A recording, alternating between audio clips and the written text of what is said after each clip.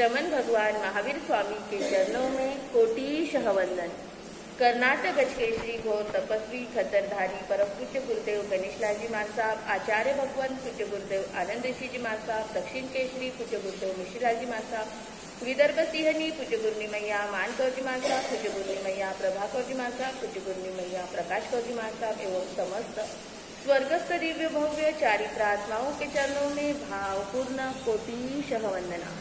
परमाराध्य परम वंदनीय प्रवचन प्रभाविका परम पूज्य सुशील कौर जी महाराज साहब एवं इस दिन शासन के ज्ञानी ध्यानी तपस्वी आत्माओं को हम सब की श्रद्धापूर्ण भक्तिपूर्ण कोटिशः वंदना। धर्म जिज्ञासु भाइयों, सुशीलवती माताओं एवं बहनों, श्रीमद् ज्ञाता धर्म कथा सूत्र की पावन प्रेरक पवित्र ऐसी कथाएं सद्गुरु आगम कहानियों के माध्यम से आप तक प्रस्तुत करने का हम प्रयत्न कर रहे हैं। इन कहानियों के माध्यम से सरलता से हमारे जीवन में बोधि की प्राप्ति होती है। मानव का देह बेशक कीमती है और इस देह के लिए, इस देह की रक्षा के लिए आहार की पुष्टि अत्यंत अनिवार्य है। वह आहार हमारे जीवन में संस्कार लाता है या विकार लाता है, यह हमारे आहार से और आहार के उद्देश्य से पुष्ट बनता है। और इसी को लक्षित करते हुए श्रीमद् ज्ञाता धर्म कथा सूत्र के 18वें अध्ययन में परमात्मा महावीर ने यह उद्देश्य हमारे सामने आहार का उद्देश्य प्रस्तुत किया है कि हमें आहार किस तरह से करना चाहिए। राजगृह नाम की नगरी थी और उस राजगृह नगरी में जहाँ श्रेनिक राजा राज्य करते थे, उस नगर में धन्य सेठ थे। धन्य सेठ को 5 पुत्र और 1 पुत्री थी जिसका नाम था सुनसुमा। और इस अध्ययन का, इस कथा का नाम भी है सुनसुमा। धन्य सेठ के यहाँ पर 5 पुत्र के पश्चात 1 पुत्री होने पर बड़ा हर्ष, आनंद और उत्सव मनाया गया। और उस पुत्री की देखभाल के लिए चिलात नामक एक लड़का रखा गया, जो नाम तो जिसका चिलात था लेकिन वो बड़ा चालाक भी था। वह उस सुनसुमा को अपने गोदी में लेकर बाहर खेलने के लिए जाता और बाहर बहुत सारे बच्चे जब खेलने के लिए आते तो चिलात शरारती काफी था, उदंड था, उत्पात मचाने वाला था। वह अन्य बच्चों को कभी मारता तो कभी उनकी वस्तुएं छीन लेता तो कभी उन्हें खेल से बाहर निकाल देता। बार बार जब बच्चों के साथ में इस तरह का व्यवहार हुआ तब उन बच्चों के माता पिता ने धन्य सेठ को आकर कहा। धन्य सेठ ने चिलात को समझाने का प्रयास किया लेकिन चिलात समझा नहीं। उसकी वही हरकतें थी, बच्चों को परेशान करना। तब धन्य सेठ ने बार बार समझाने पर भी चिलात नहीं माना। तब धन्य सेठ ने उसे एक दिन अपने घर से धक्का देकर बाहर निकाल दिया। जब धन्य सेठ के द्वारा उसे धक्का दिया गया तो यह अपमान का घूंट यह निगल नहीं सका और चिलात के मन में घर से तो निकल गया लेकिन जिसके गोद में उस सुनसीमा का बचपन सुरक्षित था, उस सुनसीमा के प्रति स्नेह भाव रह गया और सेठ के प्रति प्रतिशोध की भावना कि इन्होंने मुझे धक्का देकर निकाला है। जब बार बार वह प्रतिशोध की भावना उन्हें याद आती, अब चिलात उस सुनसीमा को भी भूला नहीं पाता और इस वजह से एक बार वह चोर की पल्ली में गया और वहां पर रहने लगा ताकि सुनसीमा को भूल जाए।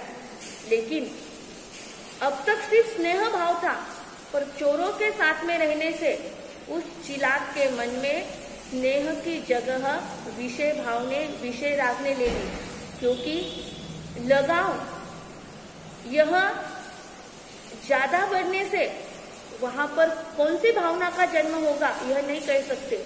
इसके लिए साधु को परमात्मा ने फरमाया कि साधु को गृहस्थ से ज्यादा लगाव करना नहीं। चिलात चोर पल्ली में गया, वहां चोर का सरदार बन गया, लेकिन अभी तक भी मन उस सुनसीमा से बाहर निकला नहीं, क्योंकि वातावरण वैसा मिला तो मन में विषय विकार हो गए। और अब उसके मन में भावना है कि सुनसी माँ होगी तो मेरी होगी, वरना मैं किसी की उसको होने नहीं दूंगा। एक बार सभी चोरों से कहा कि देखो, राजगृह नगर में धन्य सेठ रहता है और हम उसके यहाँ पर चोरी करने के लिए जाएंगे, क्योंकि बचपन से वहां रहता था। तो घर की सारी अमूल्य वस्तुएं कहाँ पर रखी हुई है, ये सारे भेद चिलात को पता थे। घर के लोगों का विश्वसनीय था, विश्वास का पात्र था, लेकिन इस शरारत के वजह से धन्य सेठ ने उसे निकाल दिया। प्रतिशोध की भावना मन में गहरी थी और चिलात ने, अब वो चिलात चोर बन चुका था और उसने चोरों को लेकर एक दिन रात में धन्य सेठ के यहाँ पे वो पहुंच गया और जितनी अमूल्य वस्तुएं उसे पता थी वहां से अमूल्य वस्तुएं लेने लग गया। और जैसे ही 5 पुत्र और पिता को जा गई, तब वह देखते हैं कि घर में चोर आ गया, तो अपनी सुरक्षा के लिए वह बाहर निकल गए, भाग गए। उस चिलात ने मौका साध लिया, उस चोर ने मौका साध लिया, अवसर को साध लिया और जहां पर सुनसुमा सोई हुई थी उसको उठाकर भाग निकला। जैसे ही धन्य सेठ और 5 पुत्रों ने देखा कि चिलात भाग गया है और जैसे ही घर में आके देखते हैं कि पुत्री नहीं है, तब तो उनके छक्के पंजे छूट गए कि अब क्या करना, बेटी नहीं है। धन्य सेठ ने सुबह ही राज दरबार में जाके सैनिक राजा के सामने सारी बात रखी और सैन्य दल बल का सहारा लिया। चारों ओर सैन्य दौड़ने लग गए और उसमें सैन्य ने चोरों द्वारा चुराया धन तो ले लिया, लेकिन सुनसीमा का पता नहीं चला। तब धन्य सेठ और 5 पुत्र, उनके 5 पुत्र, सुनसीमा के 5 भाई और धन्य सेठ चोर के पीछे, यानी जिस रास्ते से गया उस अटवी के पीछे, उस अटवी में उस रास्ते से भागने लगे। बहुत गहरी और बहुत बड़ी अटवी थी, बहुत बड़ा जंगल था और उस जंगल में वो उस चिलात चोर के पीछे पीछे दौड़ रहे हैं। चिलात चोर ने देखा कि अब मैं इनसे शायद ही बच पाऊंगा, मेरी सुरक्षा शायद ही होंगी और सुनसीमा मुझे जान से प्यारी है, अगर ये मेरी नहीं होती है तो मैं इनकी भी नहीं होने दूंगा। और उस समय जब वो बहुत थक चुका था, दौड़ने की उसकी क्षमता खत्म हो चुकी थी, उस समय चिलात चोर ने अपने हाथ की तलवार से एक ही प्रहार में उस सुनसीमा का धड़ और मुंह दोनों अलग कर दिए और वह भी वहीं पर गिर गया और कुछ क्षणों में उसकी भी मृत्यु हो गई। दौड़ते दौड़ते यह 5 भाई और पिता दौड़ते दौड़ते उस भयानक अटवी में प्रवेश कर गए और सामने देखते हैं तो उन्हें अपनी पुत्री का धड़ अलग और गर्दन अलग दिखाई देती है। जैसे ही यह हाल देखे तो 5 भाई और पिताजी वहीं पर गिरकर मूर्छित हो गए। कुछ समय पश्चात जब वो जागृत हुए, अनेक प्रकार का विलाप करने लग गए। उनके आंसुओं के नदी ने सुनसुमा के जीवन के वृक्ष को हरा नहीं किया, हरा वह नहीं कर पाए। रो रहे हैं, व्यथित है, पीड़ित है कि हमारी जान से प्यारी बहन है, हमारी इकलौती बहन है और उसके लिए हमने सारी बाजी लगा दी, क्योंकि वनिक भी जब ऐसा प्रसंग आता है तो वनिक को भी क्षत्रिय बनते देरी नहीं लगती। और धन्य सेठ ने और 5 पुत्र ने पूरी अपनी जान लगाती थी दाव पर कि हमें किसी भी हाल में सुनसुमा को बचाना है, क्योंकि चिलात चोर के पंजे से छूटना यह सर्वसाधारण बात नहीं थी। पर इन सब ने सुनसुमा को बचाने के लिए यह वहां तक पहुंचे, लेकिन जब उसके मृतदेह को देखते हैं तो रोने लगते हैं। कहते हैं कि रोना भी एक तरह से, एक समय पर रोना भी अच्छी बात है। जो इंसान रोते नहीं वह दुख उनके दिमाग में जाकर बैठ जाता है। इसलिए संवेदनशीलता का प्रतीक है आंसू, पर वह आंसू मगरमच्छ के नहीं होना चाहिए। बहुत लंबी दूरी तक दौड़ते दौड़ते जंगल के मध्य तक आ गए। अब यह भी बहुत थक चुके थे, बहुत भूख लग गई थी और फिर से इस अटवी को पार करके अपने घर पर पहुंचना था। अब सुषुमा तो हाथ में आने वाली नहीं थी, वह तो उसके देह प्रखेरु उड़ चुके थे। इतनी भूख लगी। आप जानते हो भूख कौन सा पाप नहीं कराती है, सबसे बड़ा पाप भूख से ही होता है। अब पुत्र कहता है, श्रेष्ठ पुत्र कहता है, अगर मेरा देह काम आ जाए तो मैं इसका उत्सर्ग करने के लिए तैयार हूँ। 2 नंबर का भाई कहता है, आपके लिए मेरा देह काम आ जाए तो मैं उत्सर्ग करता हूँ। 3 नंबर वाला कहता है, 4 नंबर वाला, 5 नंबर वाला कहता है, धन्य सेठ कहते हैं, मैं मेरा देह उत्सर्ग करने के लिए तैयार हूँ। लेकिन मान लो वह सुनसुमा धन्य सेठ और 5 भाई के साथ में सुनसुमा का देह कह रहा है कि मेरा ही उत्सर्ग हो चुका है, तो तुम मेरे देह का ही उपयोग ले लो और सुरक्षित स्थान पर पहुंच जाओ। इस तरह का चेहरे का नहीं, लेकिन इस तरह के अनुभूति इनको हुई। और उस समय अत्यंत भूख से पीड़ित होने के पश्चात उन्होंने उस जंगल में कहीं से अग्नि आदि लाकर उस आहार को ग्रहण किया।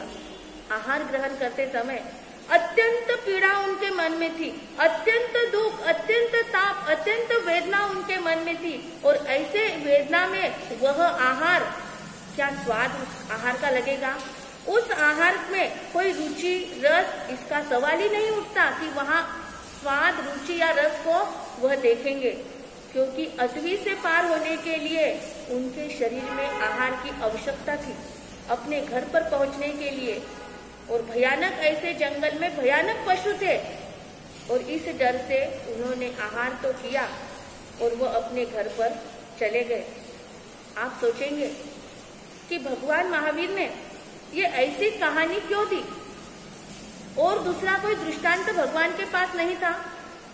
लेकिन परमात्मा ने यह दृष्टांत, यह कहानी इसलिए फरमाई कि आहार करते समय साधक के चित्त में किस श्रेणी की अनासक्ति होनी चाहिए, इसको उजागर करने के लिए परमात्मा ने यह सुनसीमा की कहानी बताई है कि आहार करते समय साधु को कितना अनासक्त भाव होना चाहिए। उस समय उन्हें अपनी जान बचाना था, घर पे सुरक्षित पहुंचना था, तो उन्होंने वैसा आहार दुख में, पीड़ा में भी किया।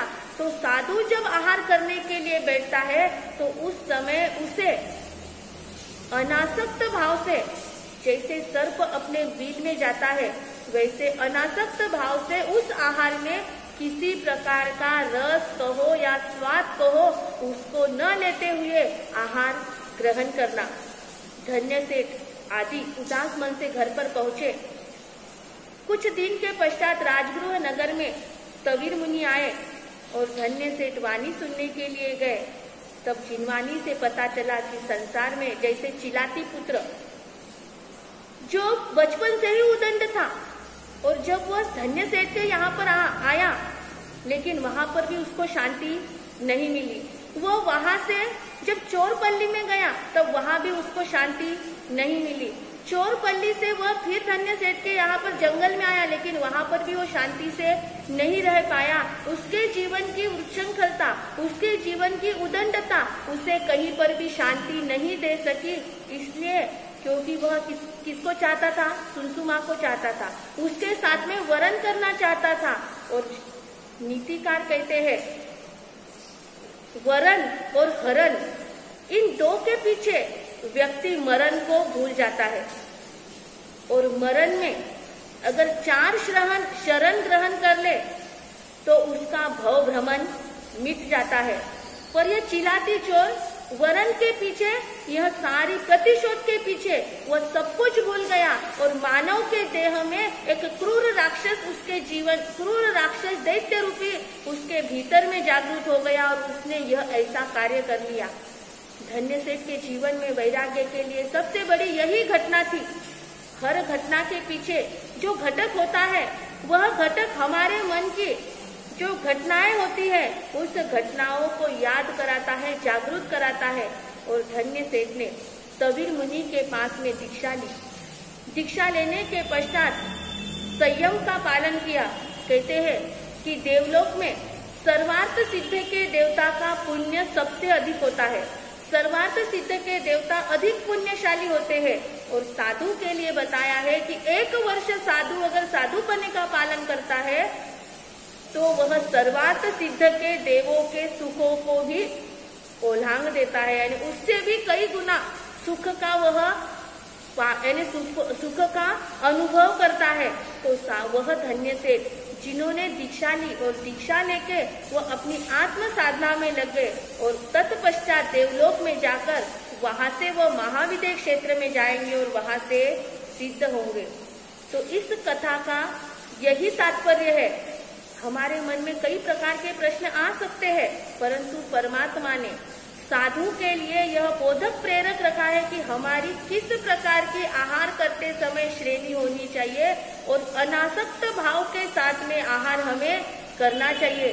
राजगृह नगर यह मोक्ष है, वो भयानक अटवी संसार है, धन्य सेठ गुरु है, पुत्र शिष्य है और सुषुमा जो है वह मृत पुत्री का शरीर जो है वह आहार है। और इसके माध्यम से इस कथानक को हमें समझना है।